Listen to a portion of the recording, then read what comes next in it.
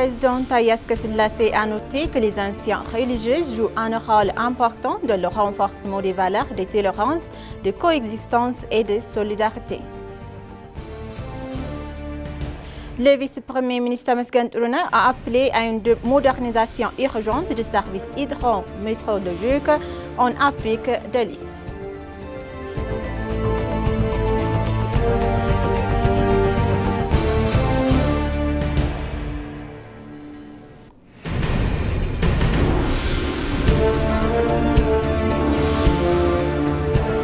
Bonjour chers téléspectateurs et bienvenue sur ABC, c'est notre journal d'aujourd'hui, du mardi 5 novembre 2024. C'est moi Samra Godado avec le journal. Restez avec nous. Le Premier ministre Abiy Ahmed a accueilli Prince héritier d'Abu Dhabi. Le Premier ministre Abiy Ahmed a accueilli son Altesse Sheikh Khalid bin Mohammed bin Zayed Al Nahyan, Prince héritier d'Abu Dhabi, a arrivé à Addis Ababa hier soir pour une visite officielle.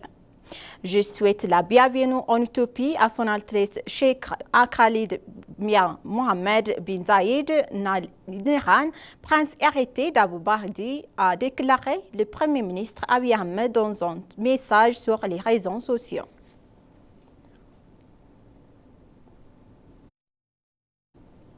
Le ministre de la Paix, en collaboration avec l'Université Mohammed bin Zayed pour l'humanité aux Arabes Unis, a organisé une conférence internationale des anciens religieuses à Addis Ababa. L'ouverture de la conférence s'est déroulée en présence du président Tayaska Selassie, du ministre de la Paix Ben Alpha Ndoualam, du chercheur de l'Université Mohammed bin Zayed pour l'humanité Dr Khalif Moubarak, des chefs religieux de l'Assemblée des anciens religieuses éthiopiennes et des universités qui ont mené des recherches sur la religion et la paix. En outre, des anciens religieuses et des organisations internationales d'Afrique de l'Est, de Russie, du Maroc, d'Afrique du Sud, ainsi que d'autres invités ont assisté à la conférence. À l'occasion, le président Tayaska Selassie a noté que les anciens religieuses jouent un rôle important dans le renforcement des valeurs de tolérance, de coexistence et de solidarité. Lors de la conférence, il a souligné que les anciens religieux devraient se concentrer sur les questions qui renforcent l'unité nationale et résoudre ensemble les défis communs. Le ministre de la Paix, Ben Alpha Ndoualam, a déclaré pour sa part que les anciens religieux jouent un rôle important dans l'établissement de la paix. Des chefs religieux et des chefs des anciens de 16 pays participent à la conférence.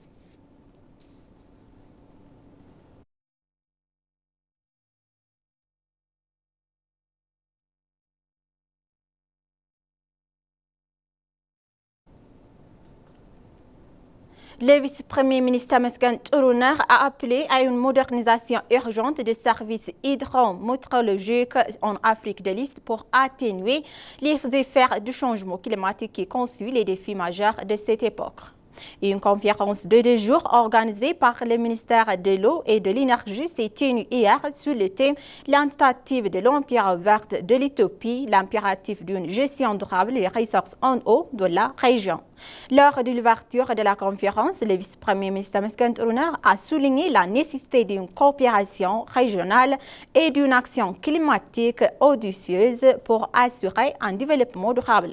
Selon lui, le changement climatique est le défi majeur de notre époque, ajoutant que peu importe où vous vivez, ces impacts sont évidents. Il a souligné la nécessité de continuer à aller de l'avant. Il ne s'agit pas seulement de répondre aux catastrophes, mais de les prévenir avant qu'elles se produisent, a noté le vice-premier ministre, en ajoutant que la science doit être notre guide.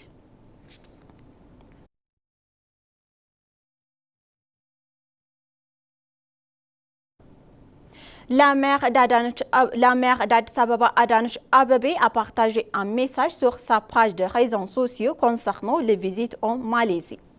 Lors de notre visite en Malaisie, le maire adjoint de Kuala Lumpur, Ismail bin Kassiri, et les dirigeants de l'association municipale nous ont chaleureusement accueillis, a-t-il exprimé.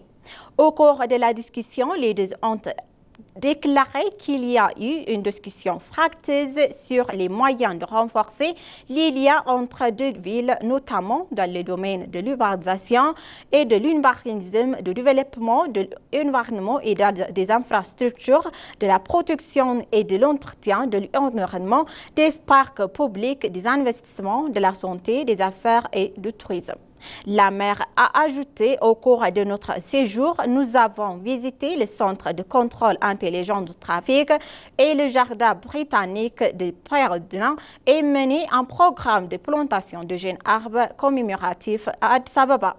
Il a également ajouté que les relations entre les deux villes continueront à se renforcer en tirant les leçons des travaux de transformation menés par la ville malaisienne et de Kuala Lumpur afin de rendre la ville de Kuala Lumpur plus confortable pour ses habitants et de développer le tourisme.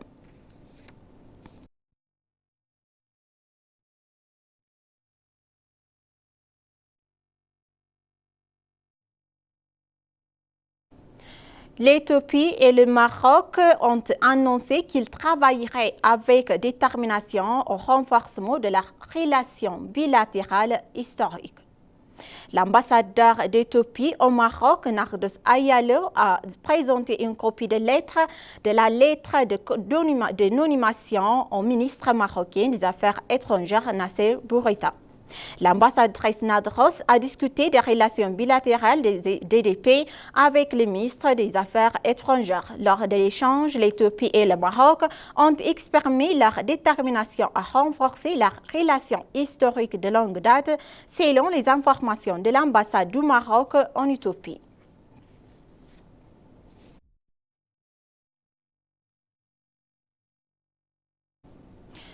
L'autorité éthiopienne du café et du thé a remis des matériels de production de café et de téléphoniques intelligents aux producteurs de café de 4 régions afin de maximiser les exportations de café en améliorant la productivité.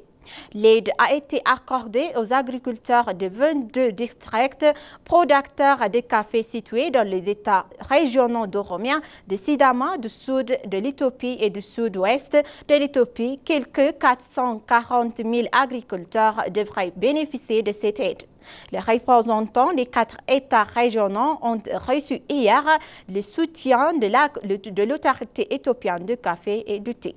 Les matériels de production de café et les téléphones intelligents sont achetés grâce à un fonds obtenu du projet Pondu Fulor.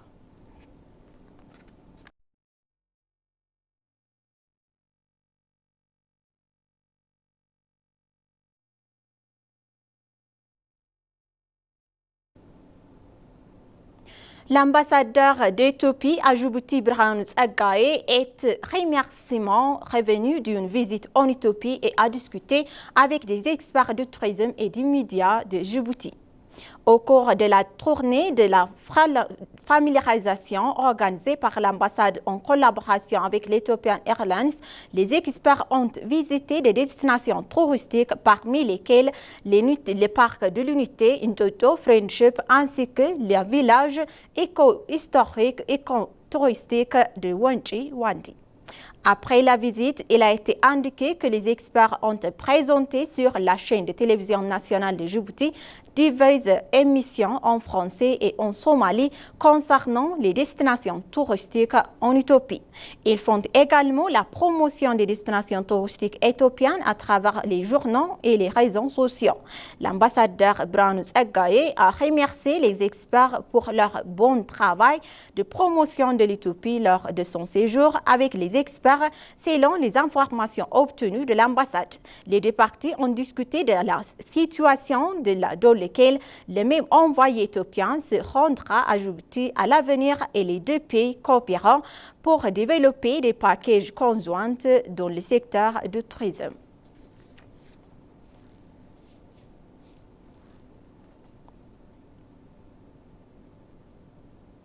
Le ministre de l'Agriculture, Girma Amanté, a eu un entretien avec le ministre allemand de l'Alimentation et de l'Agriculture, Shemya Al-Dizmir. Au cours de la discussion, ils ont donné des conseils sur les questions sur lesquelles les pays peuvent travailler ensemble dans le secteur de l'agriculture, ainsi que sur les décrets de protection des forêts de l'Union européenne. Girma Amonte a mentionné que l'Éthiopie et l'Allemagne entretiennent des relations bilatérales de longue date et a reconnu le soutien d'Allemagne à l'Éthiopie dans le domaine de l'agriculture.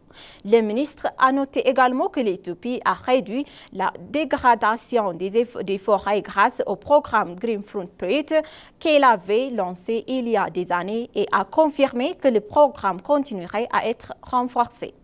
Chemien Azadder, pour sa part, a exprimé ses nombreux conseils sur la manière d'aider le secteur agricole en Éthiopie et sur la nouvelle loi de l'Union européenne. Le ministre a également apprécié le travail que l'Éthiopie a commencé pour mettre en œuvre la loi émise par l'Union européenne.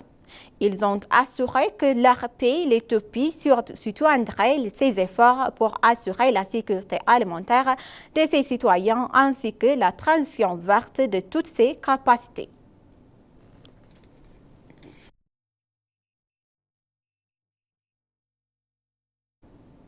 Chers téléspectateurs, maintenant je vous rappelle les titres principaux. Le président Taye a noté que les anciens religieux jouent un rôle important dans le renforcement des valeurs de tolérance, de coexistence et de solidarité. Le vice-premier ministre Mesken Turuner a appelé à une modernisation urgente des services hydrotechnologiques et en Afrique de l'Est. Merci, chers téléspectateurs, d'avoir resté avec nous jusqu'à la fin de notre journal. Je vous souhaite une bonne journée.